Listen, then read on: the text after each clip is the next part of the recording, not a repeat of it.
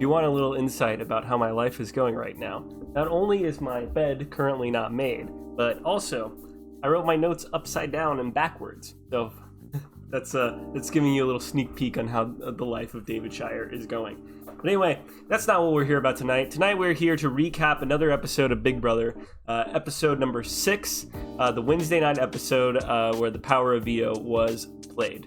Overall, I would say that this episode was pretty straightforward. Not too much happened. Everything that it just seems like things are a little bit slower in the Big Brother house, and everything's kind of resuming back to a normal pace. Not saying that like the episode was boring by any means. There was still a lot of fun to be had, but overall, I would say that this is so far the low point of the episodes for me. There's still a lot of interesting gameplay going on in the house, which we'll touch on in the future. And before we go any further, if you would just like, comment, subscribe, do all that cool YouTube stuff, it would help out the channel. If not, also leave a like too, if you want to support the channel that way. All right. Anyway, let's go ahead and jump into these upside down notes as we talk about it. All right, so episode starts off. We see a lot of Frenchie being hurt. Azza has also decided to comfort Brittany in this moment, and Brittany is very upset. She was completely blindsided by this decision by Kyland. And what I find kind of interesting about this decision is that it was a blindside to Azza, and seeing Azza's reaction to the whole situation, and seeing that she felt a little bit betrayed by Kyland, maybe shows that it was a little bit of a mistake for Kyland not to tell Azza, because they are in an alliance together, the Cookout, and I do believe that in that alliance structure, I think that Kyland's is maybe 4th or 5th on that list. We're still not really sure how well Xavier is doing perception-wise in that alliance. I think Derrick F probably isn't really high on that alliance as well. But we do know that Tiffany is really close to Azza, and losing a little bit of trust with Azza could be a big factor moving forward in the game. And so their relationship, it's definitely interesting to see Azza's take on Brittany being nominated on the block. And it's here where we get the first kind of crazy thing that Frenchie says. Frenchie basically says that if Frenchie were to win the veto, that he would use it on Brittany, which is totally insane. It's definitely not what would happen. I would have loved to see it happen just to see what what Frenchie's plan would have been, getting Brittany off, and then who would he want as a replacement nominee. But also that's ridiculous, because he would have just taken himself off, and then we would have seen who the replacement nominee was anyway. So it was just Frenchie has played a really, really poor game in week 1. He promised a lot of people safety, and it spiraled out of control. And now instead of admitting to himself that, I did a bad job, instead what Frenchie's kind of doing in the house is that he's turning the direction of it. He's like spinning it in his head, like saying as we saw, I guess the jocks are taking over. Like, my legacy in this game will be that I took out a jock in week 1. And he's kind of trying to do this whole revisionist history thing where he's still somehow the hero of the story. If he saves Brittany with the veto and is able to save himself, he's the real true hero of Big Brother. And it's interesting. It's interesting to see because of how kind of weirdly delusional it is. But people do this all the time, right? I mean, people want to be the hero of the stories. They pitch themselves as like this great. They don't want to pitch themselves as somebody who's bad socially. So what Frenchie's doing makes sense in a weird kind of Morbius way, but it is just straight delusional. Like, I don't know what else to call it. I mean, if an apple's an apple, you call it an apple, right? Like, that's, and Frenchie's being Frenchie, so and this is just kind of what he does. But he's sick of these jocks. All right. Brittany, I think, is going through a lot in this house. She did mention that she was on the spectrum for autism, and when things get kind of shifted this much on you during like your status quo gets shifted this much, things you do get a lot more emotion. Like I've seen my brother get a lot more emotional when things don't go his way on specific things. Notably, my brother had like issues playing in team sports and playing like basketball, and the reason being is that he wanted to, hang out with my dad, just like throw baskets. But when he had to interact with these other kids that he didn't know, and he was being overwhelmed with all this new information and trying to socialize, he kind of, he would lash out. And I think that's kind of what Brittany's doing here. I don't want to be like, I'm not a doctor or anything, but I do kind of see this side of Brittany a little bit differently than maybe most people do. She is very intense, and that could serve her detrimentally if she doesn't like temper that every once in a while. Though, oddly enough, it does seem to generate some amount of loyalty. I think Ozza and Brittany actually get along quite well based on the way that Ozza was comforting Brittany, and Frenchie coming in being like, don't worry, and Ozza being like, just wait for me, just get away. I think that's that could be an interesting relationship to watch develop, and something that could be interesting to see. I kind of wonder what the fate of all these jokers is going to be.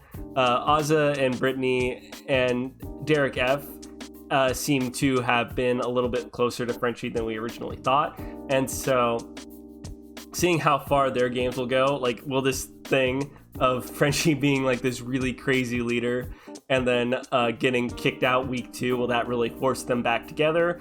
Will it just kind of completely destroy them? I think that in the case of Derrick and Ozza, maybe, but we'll see as that kind of continues to grow forward. If I was in that team, I would just completely distance myself from Frenchie. I'd be like laying in the hammock, getting to know every other team member, every other team, hanging out with the kings, queens, aces, and just trying to distance myself from that as much as humanly possible. But it does seem like this weird team dynamic does breed people to be more close to their teammates because of the fact that there's association linked with every one of these people. And so it'll just be kind of interesting to see how they continue to grow without Frenchie. And then this is where Frenchie decides that he is going to continue to blow up the slaughterhouse. And so he tells Brittany, like, Brittany, week 1, I decided when I was HOH, I created an alliance with me, Kyland, Christian, Alyssa, Xavier, and I think that's it, Brent and Whitney. All right, and I was running this whole thing. And then Brittany is like, oh, really?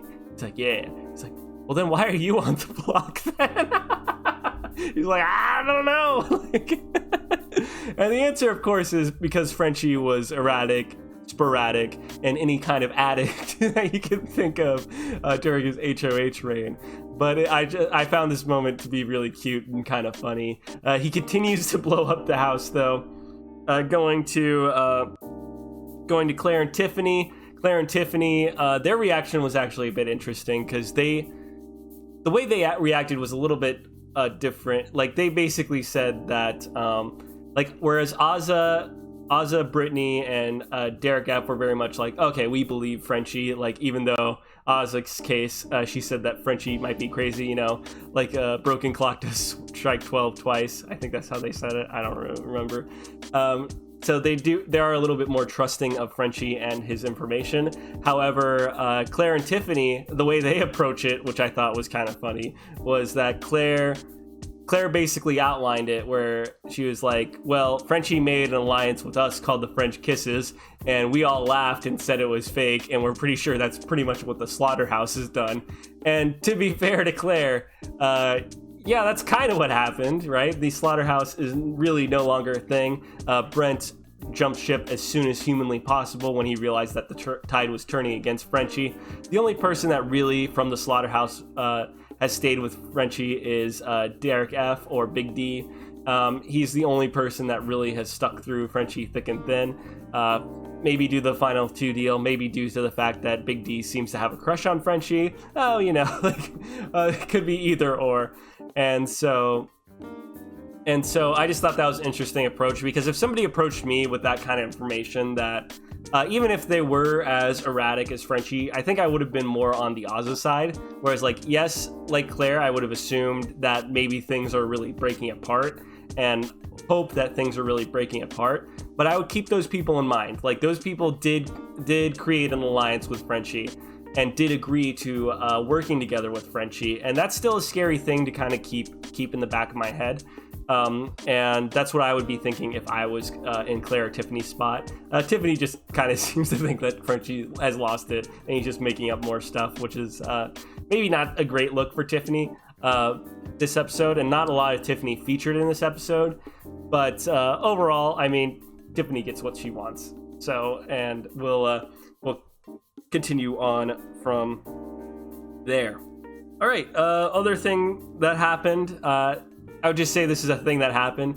It was Alyssa's 25th birthday, and Christian and Xavier decided to celebrate by turning her into the mummy with the toilet paper, which seems very wasteful in these times. Like, we know how valuable toilet paper is in 2021. We learned our lesson from last year, and all of a sudden these house guests, they come on in and they just completely waste the thing because they're all hot and famous and on a reality TV show. I see you, CBS, let's cancel Big Brother. I'm just kidding, don't do that. I love the show. But yeah, this is a pretty not interesting segment. The only thing that was strategically interesting about this segment is when Kai came in and started talking game with Christian and Xavier, with Alyssa being wrapped up in the mummy paper. It kind of reminded me a little bit of Big Brother 20 when Sam was a robot, and every other shot that would cut to Sam would just make me giggle because it was so ridiculous that Sam had to play as a robot. And it was so ridiculous when, like, they're having these like really hardcore game conversations about throwing the veto and making sure that Frenchie doesn't win the veto. That Alyssa's just kind of standing there wrapped in toilet paper because these two jocks or these two guys decided to wrap her up in it. Just a little fun segment, nothing too serious going on here. We also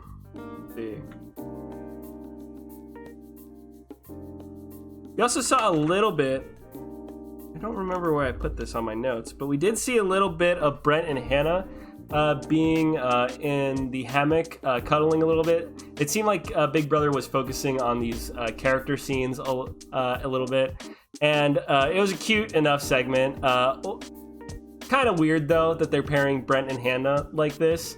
I don't know what Hannah's saying in the DRs, but on the live feeds, the two of them do sort of kind of flirt with each other, but it's mostly Brent being pursuant of Hannah, whereas Hannah's not really interested. So I kind of wonder what the Big Brother editors are doing here. It confused me greatly to see this segment and to see how flirty they're making it out to be based on what I've seen on the live feeds. So very confusing moment, but nonetheless we'll move on and just keep moving along. We see the competition, and from here, Brittany, I just wrote that Brittany is giving me some real theater kid vibes. You know, the way that she's talking about the competition, the way she's, acting excited, the way she says, so I walk into the backyard, like everybody says.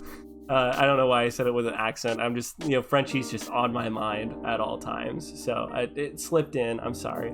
But, she's like really jumping around, really being excitable. And the competition's pretty interesting. Like seeing each one having, they have to gather up the suntan oil, and each one shooting off a different amount of suntan oil at different amounts of time. It's predictable.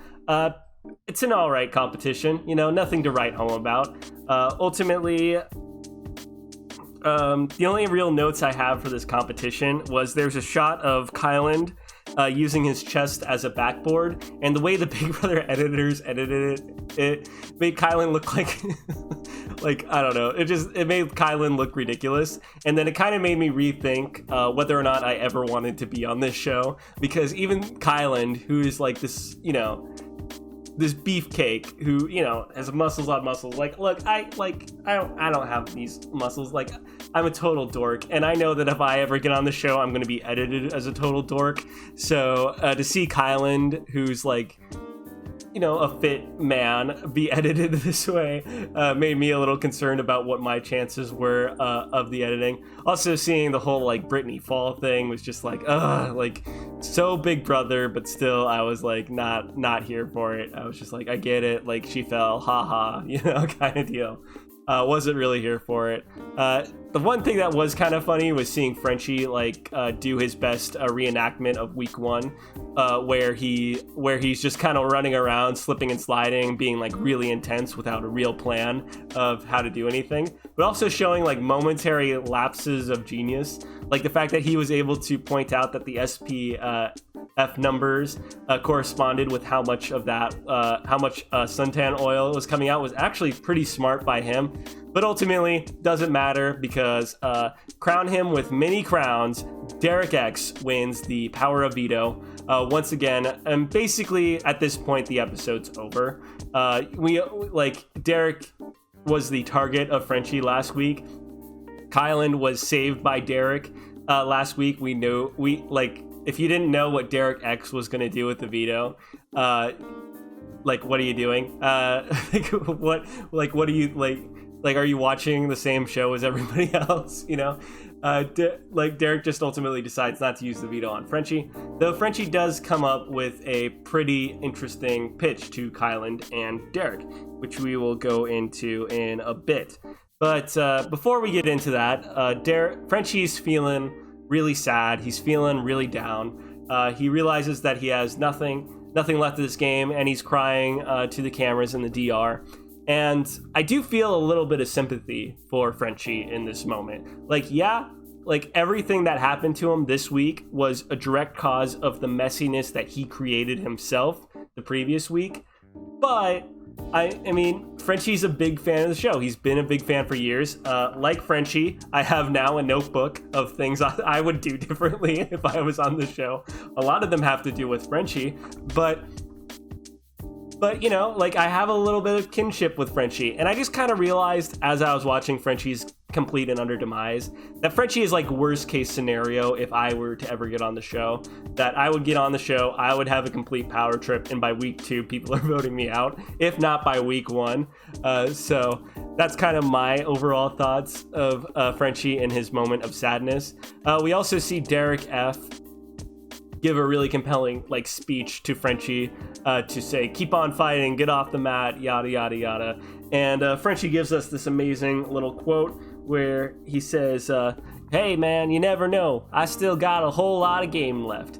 And then I was joking as I was watching this with my roommate, being like, the narrator, there was not. So Frenchie's game is pretty much done here in this moment, but he does go up to Kyland. He does do his big brother due diligence, goes to the HOH to see if he can make a deal, and he basically pitches Kyland that, and Derrick X, hey, look, you know, if I am on the block with either of you two, like let's say I ended up on the block with Derrick X or I ended up on the block with Kyland, that you know that you're safe. Like, I'm a guaranteed vote out at that point. You know that's true, and you can bet that that's what's gonna happen. So you should keep me because I'll always be a bigger house target than you two. And while this is, I think, true, there's like truth in it. The fact of the matter is that there's a couple of holes in Frenchie's arguments. All right. Number one is, I think there's a point in time where Frenchie overpitches, where he tells Kyland and Derrick X, he's like, look, man, if I'm on the block with either of you two and I win the veto, then I'll be using it on you. Like, he tells them that. And I think that's a little bit of an overpitch. When somebody says something like that, you realize that, no, they're not.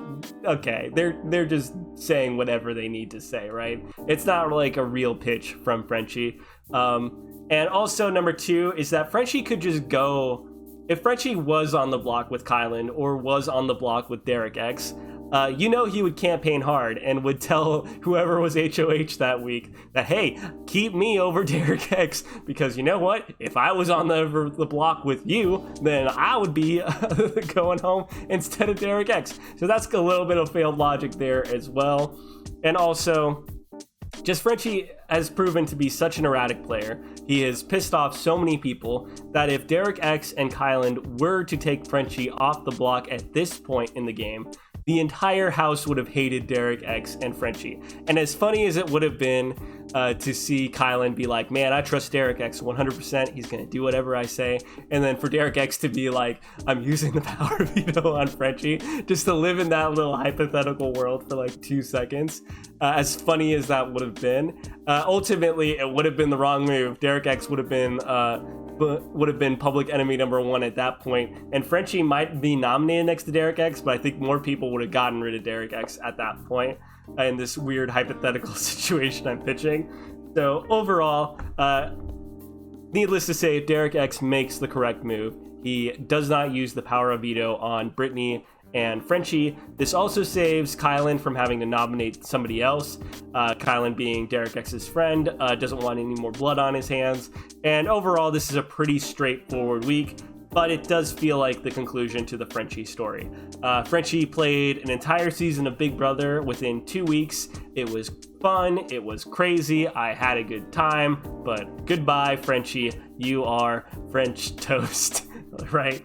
And yeah, I saw you, I heard you, narrator, and I heard you. All right. So, needless to say, that is it pretty much for the episode. There's a few diary room sessions where Frenchie said Frenchie things and Brittany said Brittany things. I thought Brittany saying that like she was gonna fight hard to stay in the house, where it was kind of was fun, because Brittany, you don't have to do anything. You could literally turn into a rock and for like the rest of the week, and who cares, like there's nothing you could do that could potentially get rid of you over Frenchie. So it was just kind of cute. And now we're going to be entering into the live feed spoilers. So if this is where you want to hop off, you don't want the show spoiled, go ahead and hop off now. Just some interesting behind the scenes things going on. Nothing really of too much note, but I will see you tomorrow night, or maybe the next night. I do have something planned tomorrow night, so I'll see you on Friday. I'll give you a little bit of update of what's going to happen then, and then we'll also continue our Big Brother coverage throughout the season. But anyway, let's just go ahead and jump right in for the live feed spoilers, and let's just talk about it. So, Brent and Whitney are probably the two biggest targets in the house at this moment. Brent probably being the number 1 house target for people like Claire and Tiffany. Tiffany and Claire have been working a lot closer together these last couple weeks. It does seem that Azza and Tiffany are still close, but it seems like Tiffany has been shifting over to Claire a little bit more, which is an interesting thing. I also wrote down somewhere in my notes, and I wanted to mention it, but Claire is kind of reminds me of Phoebe from Friends. I don't know if it's just me. Tell me below if you think differently. But if you told me that Claire was like Phoebe's daughter, I would believe it. Like I would just be like, oh, okay, this makes sense that a fictional character gave birth to a real person that's now playing Big Brother. I would just the way that she acts. There's like just little things. I don't know what it is that kind of remind me of Phoebe from Friends. Maybe I'm just totally off base. But yeah, so Tiffany and Claire are really thinking about targeting Brent because they do kind of think that Brent was the one who really pushed the first week HOH and really got Travis out, which is true. And also Brent's been going around the house and actively telling people that next week he wants a female to go. Yeah, not a woman, not a girl, but a female to go. And he's been telling this to some female house guests, most notably Whitney. And Whitney and Brent have been working closely together as part of the Aces, though it doesn't really seem that Whitney is really too keen on Brent. I don't know what it is. Maybe it's the whole I want to target females thing that's causing her to be a little bit more distant from Brent. But it is something to note. It seems like a lot of people in the house are kind of agreeing with Tiffany that they would want to take the shot. A lot of people on the Kings, especially Christian, Alyssa, Sarah Beth, will want to take out Brent. And there's a lot of brokeraging of alliances between the teams, which is pretty interesting to see. So the Queens and Kings have been pitching each other with a big alliance.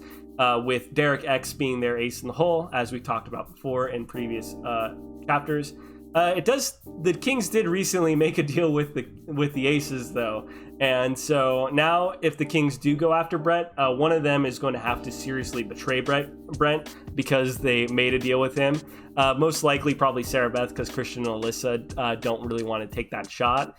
Sarah Beth doesn't want to either, but I believe that if Brent is still in a competition and has a chance to win, I believe Sarah Beth will try to win that HOH, which would be good for her because I think that she needs to gain more power in the house. She understands, and I think she understands that. You know, she's talked recently on the feeds about winning competitions and how winning early competitions is a lot more impressive than winning later competitions, which is true because people who say they turn it on at the end, as she eloquently put it, it's like, yeah, of course you did, because you only had to compete against 5 people instead of like 16, right? And so Sarah is looking to win some more competitions. I think a week 3 HOH would be good for her, and so that's something to kind of keep an eye on this coming Thursday. Alyssa and Christian have been hanging out a lot more, and it seems pretty clear that they're going to be a showmance. This is probably bad for both their games. They are doing some active work to try to keep themselves safe. Claire and Tiffany have come to them and pitched them an alliance with them and Sarah Beth, I believe. And so this would be good for them to keep safe. But a lot of people are now looking at them as potential targets. Everybody this week really wants Brent to go, but once Brent is gone, some people already assume that they're just going to go right after Whitney, when in reality, it's probably going to be Alyssa that's put on the block. Alyssa has made a lot of good connections with these guys. She's a very social threat, and Tiffany and Claire are already starting to be really worried about her. Hannah's already a bit worried about her, and Hannah was the one who brought up the point to Tiffany and Claire that Alyssa does have a lot of great connections with the guys. A lot of guys seem to be at least flirtatious with her, most notably Christian, Xavier, Brent. Derrick X even said that he thought that Alyssa was pretty, which kind of pissed off Christian, but you know, yeah, DX, shoot your shot, man. Like, go for it, you know what I mean? Yeah, and honestly, Derrick X doing a little bit better job this week. People are noticing that he is a pretty fun guy to hang out with. People are a little bit worried. Most notably, Big D has been throwing Derrick X's name out, saying that as long as Derrick X is in this house, that nobody's going to win a competition. And Christian also being a little bit worried about DX, claiming that, you know, I'm not worried about losing a competition to Derrick X, because if it was between me and him, I bet I could win, while also saying, like, yeah, you know, if Derrick X win, it wouldn't really bother me. You know? So DX still has a bit of a target on his back, but he is making inroads. He does have Tiffany. He's starting to get close to Claire. He is a little bit close with Hannah. People are really thinking that Derrick X and Hannah should be a showmance. We'll see on that. I'm not really holding out hope for it. It is cuter than like 2 hot people like laying on top of each other. So here's hoping. And other than that, not a lot about Frenchie, because Frenchie's going home this week. And if you couldn't figure that out, then maybe you should watch a different TV show or something like that. I don't know. But that is it pretty much for my recap of this week's episode. I'll be coming back tomorrow to cover tomorrow night's episode. And if you would just please like, comment, subscribe, or just, you know, let me know, hey, have a good day. That would be pretty great. It helps with my mental health and all that stuff. Anyway, I hope you have a good rest of the wonderful night, and I will see you tomorrow.